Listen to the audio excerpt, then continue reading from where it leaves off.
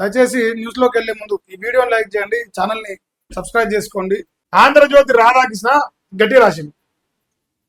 Jail నుంచి కుదరదు పాలన, 50 గంటలు జైల్లో ఉంటే ప్రభుత్వ ఉద్యోగాన్ని కోల్పోతాడు. ప్రధానమంత్రి ముఖ్యమంత్రి మంత్రులకు ఈ రూల్ వర్తించదా? ఒకప్పుడు ఏదో సినిమాలో చూడట్లా గుర్తున్నది. అరే కేసులుంటే ఉద్యోగాలు పోతాయి. అది గవర్నమెంట్ ఆఫీసర్ కానీ పోరగాళ్ళు నిరుద్యోగులకు కానీ కేసు ఉంటే వాళ్ళకి గవర్నమెంట్ జాబ్ రాదు. కేసులున్నాడు గవర్నమెంట్ జాబుకే అర్హత లేనప్పుడు గవర్నమెంట్ నడిపించారని ఎట్లా ఉంది? మరి నరేంద్ర మోడీ గారు ఈ బిల్లు పట్టుకొచ్చారని చెప్పేసి వాళ్ళు చెప్పడం జరుగుతా ఉంది. సో నేనేమంటా ఉన్నా, తెలంగాణ రాష్ట్రంలో మా అన్న రేవంత్ రెడ్డి మొదటి ముద్దా అవుతాడు. మరి మోదీ గారు తీసుకొచ్చిన ఈ బిల్లును మా రేవంత్ రెడ్డి బేషరతుగా యాక్సెప్ట్ చేయాలని కోరుతా ఉన్నా. ఆ గుజ్జులో దమ్ము లేదని తేలిపోతా ఉంది. 50 గంటలు జైల్లో ఉన్న ప్రభుత్వ ఉద్యోగం అవుతాడు. ఒక రాజకీయ నాయకుడు తప్పు చేసి వాడు జైల్లో అంటే వాడు ఎందుకు పోతుంది? సమాధానం చెప్పురా నాకు. సో బరాబరిగా ఈ దేశంలో 140 కోట్ల ప్రజల అంగీకారం ఈ బిల్లు పైన ఉంటది. కానీ దొంగలు నాయనమ్మలు జైల్లో కూర్చొని వచ్చింది కదా, నాయనమ్మలు జైల్లో కూర్చొని వచ్చింది కాబట్టి మరి అసలు చరిత్ర మనది కాబట్టి మనకు ఆ కారాపారి జైల్లో మనకు ఉండదు కదా, మనకు లగ్జరీ ఏసీ రూమ్ ఉంటాయి కాబట్టి అందువల్ల వాళ్ళకు ఈ బిల్లు నచ్చలేదా? నచ్చదు కూడా. ఇంకా దొంగలకి ఏం నచ్చదు, దొరలకు నచ్చుతుంది.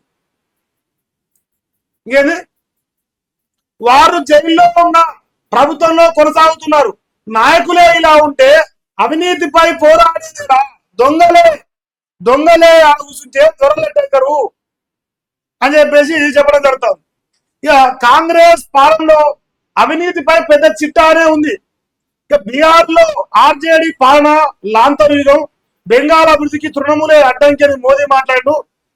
బీహార్ పశ్చిమ బెంగాల్లో 1000 కోట్ల విలువైన ప్రాజెక్టులకు ప్రారంభోత్సవాలు శంకుస్థాపనలు చేసి ఆ సందర్భంలో భాగంగా ఇవన్నీ మాట్లాడడం జరిగిందట. సో ఇక యావత్ దేశవ్యాప్తంగా ఉన్న ప్రజలందరి మద్దతు ఏందా? ఇది బఫర్ అవుతా ఉందా? క్షమించాలి, ఎందుకు బఫర్ అవుతుందా చూద్దాం, సెట్ చేద్దాం. కంటిన్యూషన్ వస్తుందా? అయితే నరేంద్ర మోదీ గారు ఈ బిల్లు పట్టుకొస్తే కాంగ్రెస్ లో ఉన్న సగం శాతం వెళ్ళిపోతారు. సగం శాతం దొంగలు. ఇంకా నన్ను అయితే ఎమ్మెల్యేలు ఎంపీలు కూడా మరి అల్లిన వాళ్ళు కావాలని కోరుతారని వాళ్ళను కూడా వీకాలి. ఓ 30 రోజులు జైలు ఎమ్మెల్యే అంటే వాళ్ళు వీకాలి బస్సు అలాగెళ్ళి పీక్తేనే మంచిది. మరి మీ అయితే గట్లే కోరుకుంటాను.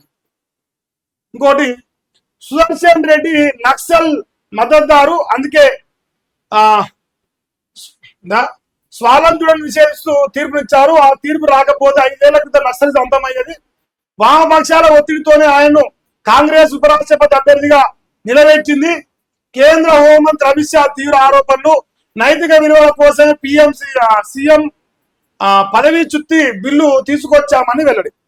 ఇప్పుడు సుదర్శన్ రెడ్డి గారు ఉపరాష్ట్రపతికి పోటీ పడతారు ఎల్ల నుంచి, కాంగ్రెస్ నుంచి.